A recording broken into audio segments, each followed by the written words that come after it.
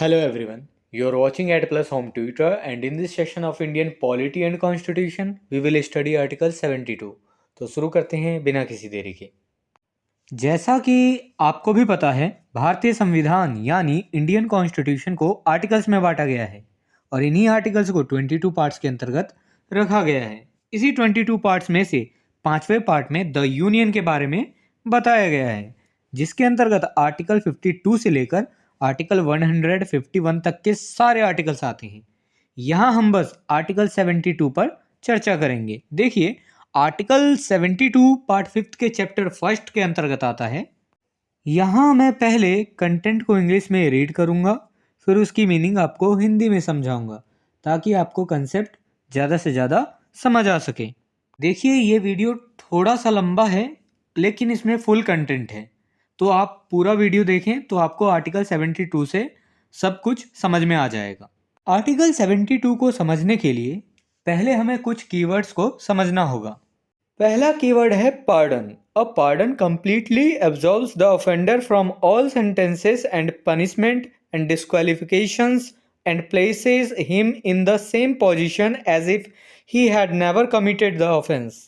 Pardon का मतलब होता है क्षमा। क्षमा अपराधी को सभी सजाओं से और दंड और अयोग्यताओं से पूरी तरह से मुक्त कर देता है और उसे उसी स्थिति में रखता है जैसा कि उसने कभी अपराध किया ही नहीं हो। Commutation. Commutation means exchange of one thing for another. In simple words, to replace the punishment with less punishment, for example for rigorous imprisonment to simple imprisonment. Commutation का अर्थ है एक वस्तु का दूसरी वस्तु से एक्सचेंज हो जाना। आसान शब्दों में कह सकते हैं कि एक सजा को कम गंभीर सजा से बदलना। फॉर एग्जाम्पल, रिगरस इम्प्रिजनमेंट से सिंपल इम्प्रिजनमेंट कर देना। Reprieve.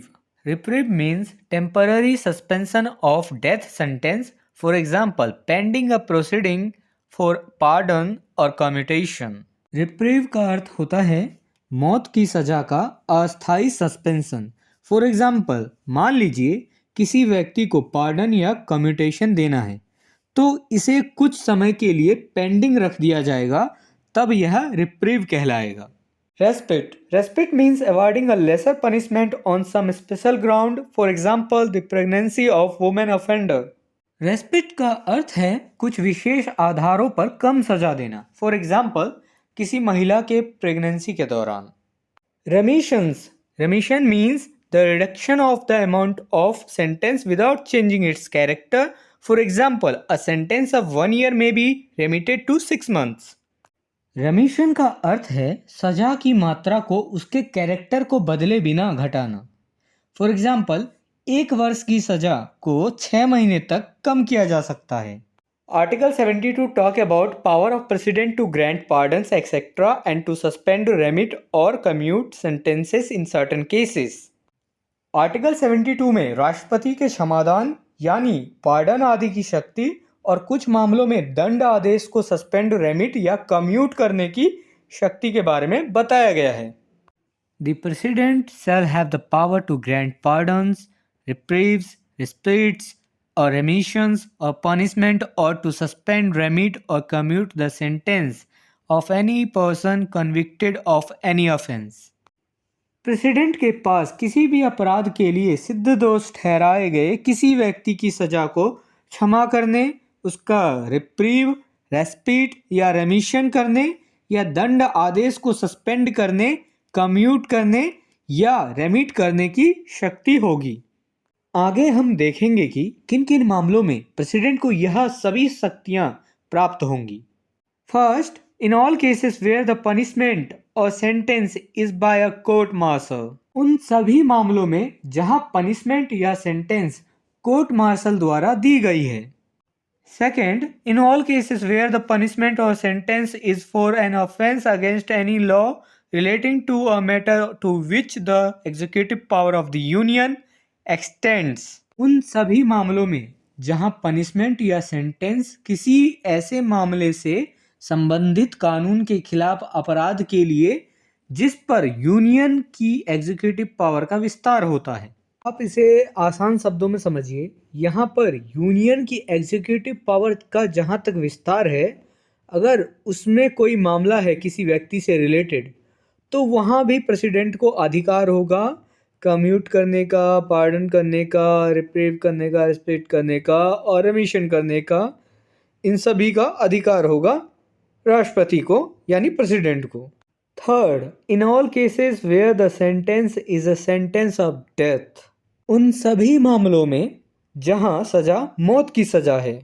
Nothing in subclause A of clause 1 shall affect the power conferred by law on any officer of the armed forces of the Union to suspend, remit, or commute a sentence passed by a court martial. Clause 1 के sub clause A में कुछ भी union के armed forces के किसी भी अधिकारी को कोर्ट मार्शल द्वारा पास किए गए सजा को सस्पेंड, रेमिट या कम्यूट करने के लिए आर्म फोर्सेस को कानून द्वारा दिए गए पावर को प्रभावित नहीं करेगा।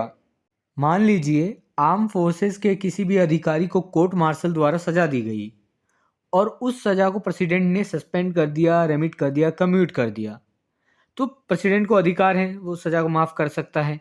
तो इससे आर्म फोर्सेस के जो कानूनी पावर होते हैं वो प्रभावित नहीं होंगे। वो तो एज ए एक्सेप्शन के तौर पर प्रेसिडेंट ने अपने पावर का यूज़ करके सजा को माफ़ कर दिया, सस्पेंड कर दिया या रिमीट कर दिया या कम्यूट कर दिया, लेकिन आर्म फोर्सेस के जो कानूनी पावर हैं उससे प्रभावित नहीं होंगे। Nothing in subclause C of clause 1 shall affect the power to suspend, remit, or commute a sentence of death exercisable by the governor of a state under any law for the time being in force. Clause 1 के sub clause C में कुछ भी किसी state के governor द्वारा उस समय जो भी कानून फोर्स में रहा हो उसके तहत प्रयोग की जाने वाली मृत्यु की सजा को सस्पेंड करने, रेमिट या कम्यूट करने के पावर को प्रभावित नहीं करेगा।